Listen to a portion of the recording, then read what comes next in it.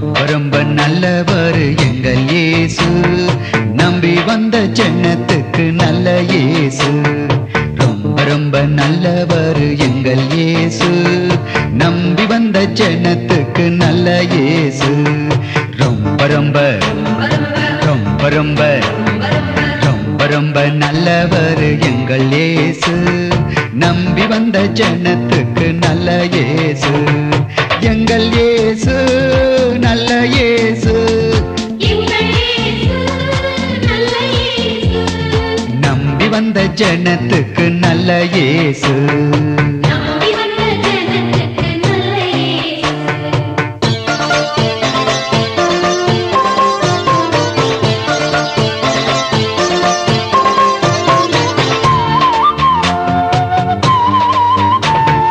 கண்ணீரை துடைத்து கவலையை போக்குவார், அருகிலே வந்து ஆறுதல் தருவார்.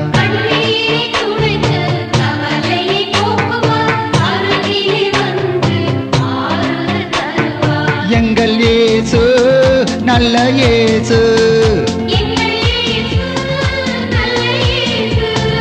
நம்பி வந்த ஜனத்துக்கு நல்ல இயேசு. ரொம்ப ரொம்ப நல்லவர் எங்கள் இயேசு, நம்பி வந்த ஜனத்துக்கு நல்ல இயேசு.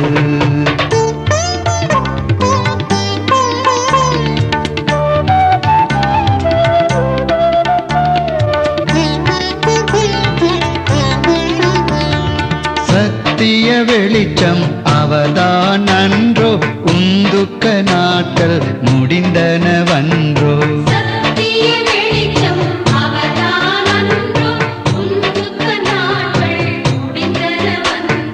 எங்கள் இயேசு நல்ல இயேசு, ஏய் நம்பி வந்த ஜனத்துக்கு நல்ல இயேசு.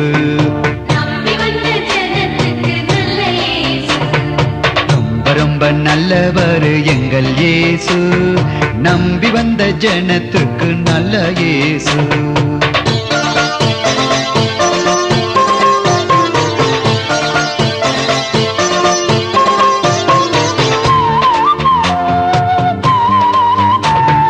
முழு மனதோடு அவரிடம் ஓடிவா, மன்னிப்பு வழங்கும் வள்ளலை தேடிவா.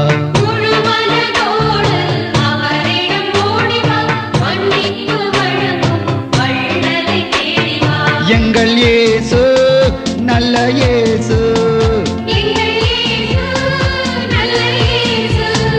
நம்பி வந்த ஜனத்துக்கு நல்ல இயேசு. ரொம்ப ரொம்ப நல்லவர் எங்கள் இயேசு, நம்பி வந்த ஜனத்துக்கு நல்ல இயேசு.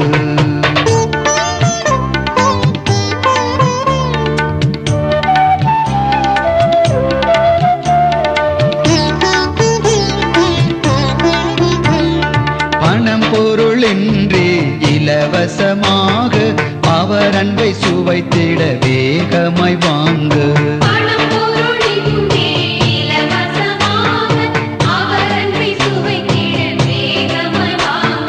எங்கள் இயேசு நல்ல இயேசு, நம்பி வந்த ஜனத்துக்கு நல்ல இயேசு. ரொம்ப ரொம்ப நல்லவர் எங்கள் இயேசு, நம்பி வந்த ஜனத்துக்கு நல்ல இயேசு.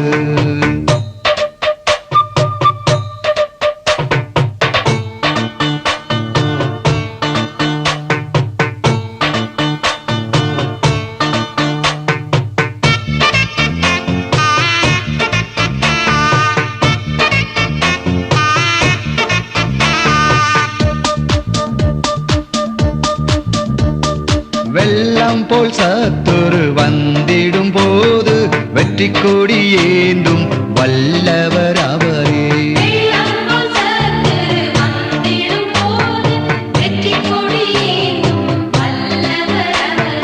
எங்கள் இயேசு நல்ல இயேசு, நம்பி வந்த ஜனத்துக்கு நல்ல இயேசு. ரொம்ப ரொம்ப நல்லவர் எங்கள் இயேசு. நம்பி வந்த ஜனத்துக்கு நல்ல இயேசு. ரொம்ப ரொம்ப நல்லவர் எங்கள் இயேசு. நம்பி வந்த ஜனத்துக்கு நல்ல இயேசு. ரொம்ப ரொம்ப ரொம்ப ரொம்ப ரொம்ப ரொம்ப நல்லவர் எங்கள் இயேசு. நம்பி வந்த ஜனத்துக்கு நல்ல இயேசு. எங்கள் இயேசு நல்ல இயேசு. ஏய், நம்பி வந்த ஜனத்துக்கு நல்ல இயேசு. ரொம்ப ரொம்ப நல்லவர் எங்கள் இயேசு. நம்பி வந்த ஜனத்துக்கு நல்ல இயேசு. ரொம்ப ரொம்ப நல்லவர் எங்கள் இயேசு. நம்பி வந்த ஜனத்துக்கு நல்ல இயேசு. அன்பான தொலைக்காட்சி நேயர்களுக்கு விளையாட்டு மொழி ஜெப ஐக்கியத்தின் சார்பாக என் அன்பின் வாழ்த்துதலை கூறிக்கொள்கிறேன். இந்த மகிழ்ச்சி நேர நிகழ்ச்சி மூலமாக உங்களை சந்திப்பதிலே மிக்க மகிழ்ச்சி அடைகிறேன். கர்த்தர் உங்களை ஆசீர்வதிப்பாராக. இந்த நேரத்திலும் இந்த நிகழ்ச்சிக்கு நேராக கடந்து வந்திருக்கிற இந்த வேளையிலும் ஒரு அருமையான ஒரு தேவ ஆலோசனையை உங்களுக்கு மத்தியிலே நான் வைக்க விரும்புகிறேன். நாம் வாகனங்களிலே சென்றிருப்போம், வாகனங்களை இயக்கி இருப்போம், வாகனங்களிலே போய் வந்து கொண்டிருப்போம், பல வாகனங்களிலே பயணம் செய்திருக்கலாம். ஆனால் இந்த வாகனங்களிலே பயணம் செய்யும்போது அங்கே எச்சரிப்பு பலகைகளை பார்க்கிறோம், எச்சரிக்கை விளக்குகளை பார்க்கிறோம், எச்சரிக்கை செய்கிற பலவிதமான குறியீடுகளை நாம் சாலைகளிலே ரோட்டோரங்களிலே நாம் பார்க்கிறோம். இப்படிப்பட்ட சில எச்சரிக்கையின் அந்த குறியீடுகள் நமக்கு மிகவும் பயணம் செய்யும் ஒவ்வொரு பேருக்கும் பயனுள்ள, மிகவும் ஆபத்துக்கும் தீமைக்கும் தப்புவிக்கிற ஒரு அத்தியாவசியமான தேவையாய் இருக்கிறது. ஒரு பெரிய பள்ளம் இருக்கிறது என்றால் அங்கே ஒரு பெரிய பள்ளம் இருக்கிறது என்று முதலிலே அந்த எச்சரிக்கை அங்கே அந்த அறிவிப்பு வைக்கப்பட்டிருக்கும். அந்த ரோடு முடிவடைகிறது என்றால் அதை ஒரு எச்சரிக்கை வைத்திருப்பார்கள். இந்த ரோடு ஒரு பள்ளத்தில் முடிகிறது என்றால் அதையும் எச்சரிக்கையாய் வைத்திருப்பார்கள். அது மட்டுமல்ல, வலதுபுறம் திரும்ப வேண்டும், இடதுபுறம் திரும்ப வேண்டும், திடீரென்று சாலை பழுதாகி உள்ளது,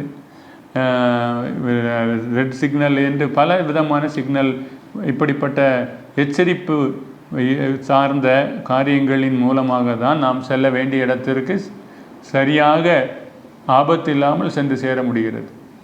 இதே போல் ஒரு சில அறிவிப்புகளை நமக்கு இன்றைய வார்த்தையாய் நான் உங்களுக்கு செய்தியாய் கொடுக்க இருக்கிறேன். நீ பஸ்ஸில் போகும்போது சொல்லி அங்கே போட்டிருக்கோம், ஆண்கள் பக்கம் ஒரு சில சீட்டு இருக்கும், பெண்கள் பக்கத்திலே ஒரு சில சீட்டுகளை வைத்திருப்பார்கள். பெண்கள் சீட்டில் போய் உட்கார அனுமதிக்கப்படுவது இல்லை பொதுவாக. இதே போல் உட்காராதே என்று சொல்லி சங்கீதம் சொல்கிறது. உட்காராதே, எதை, யாரை?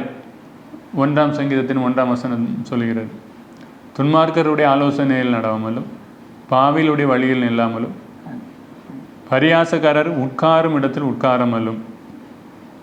எங்கே உட்காரக்கூடாது? பரியாசக்காரர் உட்காருகிற இடத்துல உட்காரக்கூடாது. பரியாசம் அடித்து பேசுவாங்க, நாமளும் அதோடு சேர்ந்து விடுவோம். ஆண்டவருக்கு அது பிரியமில்லை. ஆகவே பரியாசக்காரரோடு உட்காரக்கூடாது, அது தேவ நன்மைகளுக்கு தடை. அது மட்டுமல்ல, நீதிமொழிகள் 3ஆம் அதிகாரத்திலே 11ஆம் வசனத்திலே நாம் அடுத்தது நாம் பார்க்கிறோம். நீதிமொழிகள் 3:11 நாம் பார்க்கும்போது, கர்த்தருடைய சிட்சையை அற்பமாக எண்ணாதே, அவர் கடிந்து கொள்ளும்போது சோர்ந்து போகாது. சேராதே என்று சொல்வது போல சோராதே, சோர்ந்து போகாதே. எப்படி சோர்ந்து போகக்கூடாது? அவர் சிட்சிக்கும் போது என்ன செய்யக்கூடாதான்? சோர்ந்து போகாது. சில நேரம் சோர்ந்து போய் விடுகிறவர்கள் உண்டு.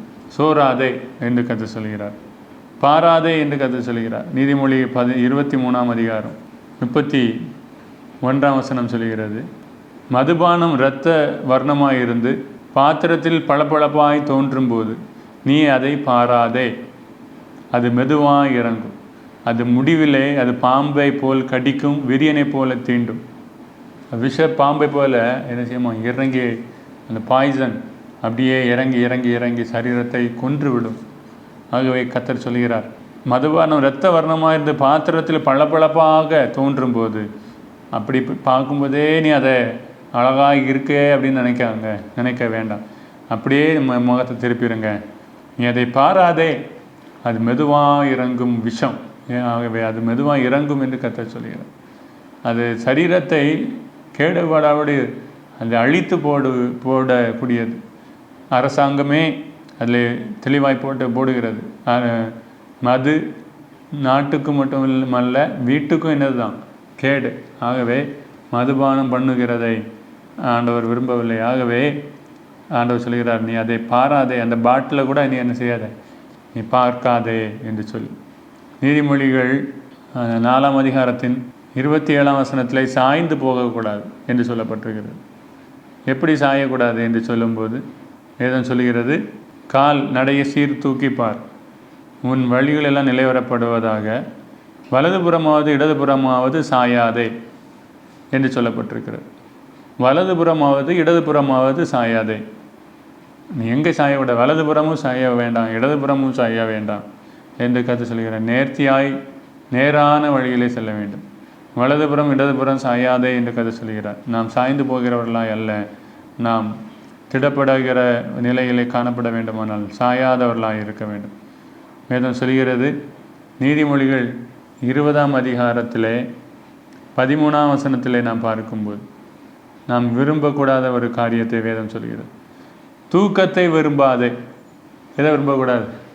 நீங்கள் நினைப்பீங்க அது இது ஏதோ பெருசாக சொல்ல போகிறாங்க. இல்லை, தூக்கத்தை விரும்பாது. விரும்பினால் தரித்திரனாவாய். கண் விழித்திரு, அப்பொழுது ஆகாரத்தினால் திருப்தியாவாய். ஆச்சரியமான வார்த்தை. பெரிய நீதிமானை போல பெரிய ஞானி இந்த சாலமோன் சொல்கிறார், தூக்கத்தை விரும்பாதே, நீ தரித்திரனாவாய். கண் விழித்திரு, அப்பொழுது ஆகாரத்தினால் திருப்தியாவாய். நாம் தூங்கி கொண்டே இருக்கிற ஒரு மனப்பான்மை அநேகருக்கு இருக்கும். அந்த தூக்கம் தரித்திரத்தை கொண்டு வருகிறது. ஆகவே தூக்கத்தை என்ன செய்ய வேண்டாம், விரும்பாதே என்று கர்த்தர் சொல்கிறார் வேண்டும். ஆதியாகமம் 19:17 எங்கே ஓட வேண்டும், எங்கே இருந்து ஓடி போக வேண்டும், எதற்கு ஓடி போக வேண்டும் வாசிக்கின்றேன். தேவதூதர்கள் லோத் அவர்களை வெளியே கொண்டு போய் விட்ட பின்பு அவர், உன் ஜீவன் தப்ப ஓடிப்போ, பின்னிட்டு பாராதே, இந்த சமபூமியில் எங்கும் நில்லாதே, நீ அழியாதபடிக்கு மலைக்கு ஓடிப்போ என்றார். என்ன நடக்கிறது? அழிவுக்கு நேராக இருக்கிற அந்த இடத்தை விட்டு ஓடிப்போ என்று கர்த்தர் சொல்கிறார். ஓடி போக வேண்டும். சில நேரங்களிலே சில அழிவுக்குரிய இடத்துல போய் சிக்கிக்கொள்ளாதபடி ஓடி போக வேண்டும் என்று கர்த்தர் சொல்கிறார்.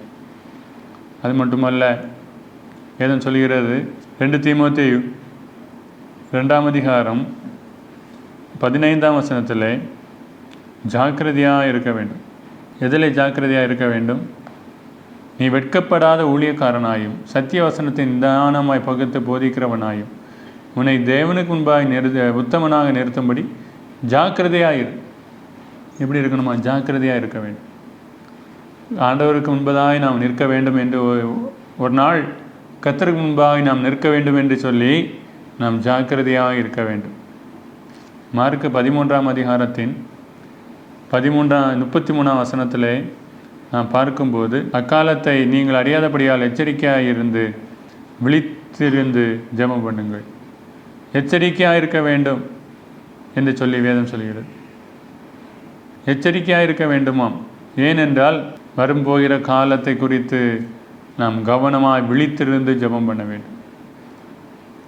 இனி வரப்போகிற காலத்தை நாம் அறியாதபடியினால் நாம் எச்சரிக்கையாக இருந்து விழித்திருந்து நாம் ஜெபம் பண்ண வேண்டும் என்று சொல்லி வேதம் சொல்கிறார். ஆகவே கர்த்தருடைய பிள்ளைகளை, தேவஜனமே, வார்த்தை கேட்டுக்கொண்டிருக்கிற உங்களுடைய வாழ்விலே சில காரியங்களை நான் உங்களுக்கு எச்சரிப்பின் சத்தத்தை போல, சில காரியங்களை அறிவிப்பை போல உடையதாக இருந்ததை உங்களுக்கு பாராதே நில்லாதே என்று சொல்வது போல சில வார்த்தைகளை உங்களுக்கு நான் வேதத்திலிருந்து குறிப்பிட்டு உங்களுக்கு கர்த்தருடைய வார்த்தையாய் குறிப்பிட்டேன், உங்களுக்கு கொண்டு வந்தேன். கர்த்தர் இந்த வார்த்தையை உங்களுக்கு ஆசீர்வதிப்பாராக. இந்த வேளையிலே என்னோடு கூட சேர்ந்து நாம் இந்த ஜெபத்தை ஏறெடுத்து கர்த்தர் நம்மை வழி நடத்தி நித்திய ராஜ்யத்தில் பங்குள்ளவர்களாய் நம்மை சேர்க்கும்படி கர்த்தர் நம்மை வழி நடத்த இந்த வேளையிலே நாம் கண்களை மூடி நாம் ஜெபிப்போம். அன்பின் பரலோக பிதாவே, இந்த அருமையான வேலைக்காய் நன்றி. சமுதிரமை உம்முடைய வார்த்தைகளை கேட்டு தியானித்து உம்முடைய பாதத்திலே உம்மை நோக்கி வேண்டுதல் செய்கிற ஒவ்வொரு பேரையும் கர்த்தர் நோக்கி பார்த்து தங்கள் ஆத்மாவை, தங்கள் வாழ்வை, தங்கள் சரீரத்தை உமக்கு பிரியமாய் காத்துக்கொள்ள கிருபை செய்ய வேண்டுமாறு ஜெபிக்கிறோம். அவர்கள் கைது செய்கிற பிரயாசங்களிலே தேவ நன்மைகளும் உண்டாகட்டும். தேவ ஆசீர்வாதங்களை தங்கி பெற்றுக்கொள்ள கிருபை தாரும். தடைகளை மாற்றும், நன்மைகளை காண செய்யும். உம்முடைய இரக்கங்களினாலே முடிசூட்டி அருளும். தீர்க்காயுசையும் சுகத்தையும் பலனை தாரும். தேவைகளை எல்லாம் சந்தியும், குறைவுகளை எல்லாம் நிறைவாக்கும். உம்முடைய பாதத்திலே ஒப்பு கொடுக்கிறோம். படிக்கிற பிள்ளைகளுக்கு வேண்டிய ஞானத்தையும் வெற்றியையும் தேவனின் பலனை தாரும்.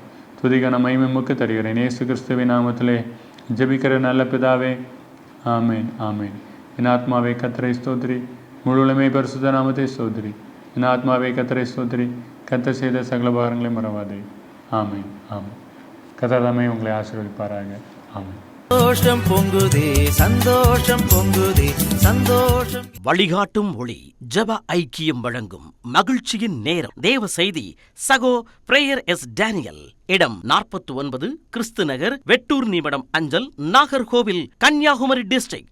தொடர்புக்கு 0462292649. செல் 9894777649. Email prayersing.daniel@gmail.com.